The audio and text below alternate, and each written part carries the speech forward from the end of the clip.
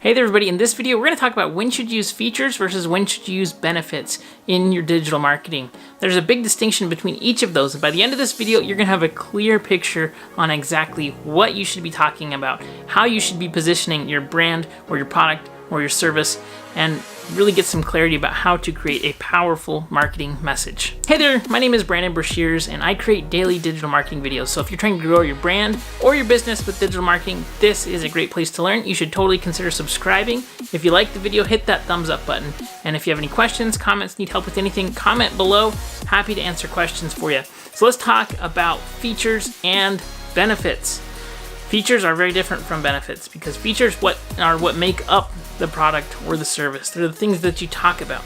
And a lot of times when you see, especially brands and businesses doing their own marketing and their own digital marketing, they'll get into the trap of starting to talk all about the features of what they offer.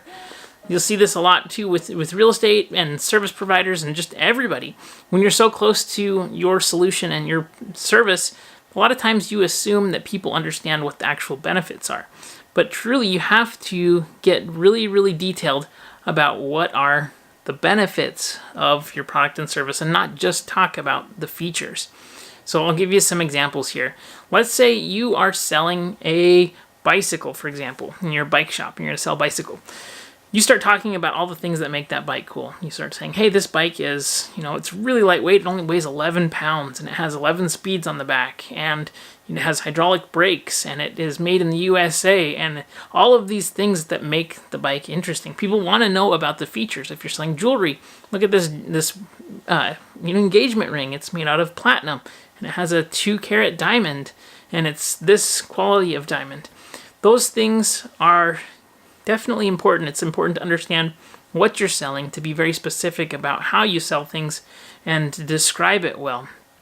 But people don't typically buy, like for that engagement ring example. It's a perfect example. People don't buy an engagement ring because it's a flawless diamond, because that is, somehow better.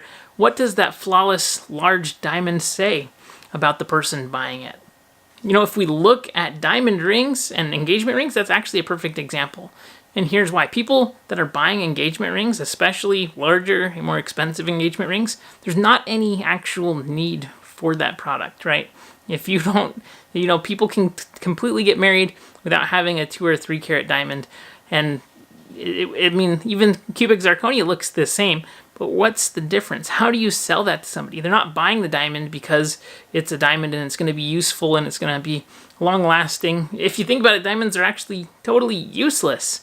They are pretty to look at, but that specifically, you're buying status. You're showing off what your spouse has. You're saying, hey, you're valuable to me. I want to spend the rest of my life with you. Here's this amazing, expensive gesture that I'm giving you, right? There's so many additional meanings that ring actually represents. And that specifically is the benefits. When you're thinking about your product or service, it doesn't matter what you do. You need to think about the actual benefits of what it is that you're offering to the person who wants that specific offer. So, this completely changes the marketing that you do. It's going to completely change the way that you call out the audience. It's going to change the way that you engage with the audience. It's going to change the way that you talk to them. I'll give you some examples here. I was doing some marketing for a software company, and it was very busy professionals, and it's a software that helps them to reduce the amount of administrative work they have to do when they're doing billing. And so I thought to myself, well, we have this cool software. It can do all of these amazing things. And the industry that it was working in was primarily female, and they were primarily practice owners the owners of the business who are busy, they're overwhelmed, they've got so many things going on. A lot of times they're mothers.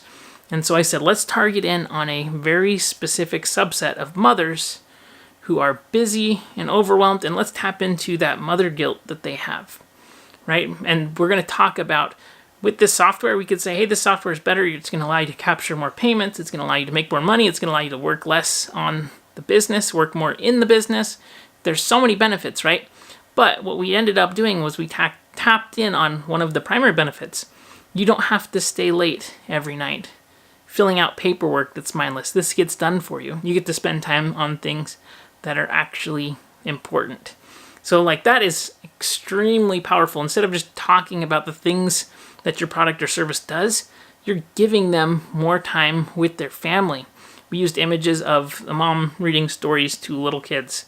And people that are busy moms who work, that cuts to the core. They're like, geez, I need to be home. I'm missing this. I don't ever get this back. You see how different that is, how powerful that is.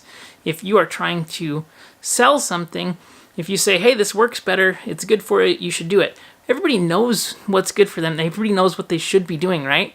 If everybody did what they knew they should be doing, everybody would be eating vegetables, never eating candy, nobody would be smoking, nobody would be drinking, and everybody would be super healthy. But that's just not the case, right? People do things because of emotion. They do things because of status. They get and they buy things not for the features. They justify those features as logic, typically with the emotion on what it does for them. So that is a huge takeaway. When you're selling the benefits, you usually can justify that really well with the features. So how do we break down what the actual benefits are? Now, I think that the best thing to do is to, number one, get clear about who your clients and customers are going to be and really define what their before state is and what their after state is. I have 2 videos that are very powerful for this. I go really, really in depth. I'm going to cover it here just a little bit. But if you click on these cards up here, you can go to both of them. One is defining your client avatar. And this is step 1 in any kind of marketing that you're doing. You need to know who are you targeting. And then number 2, you need to define what their before and what their after is.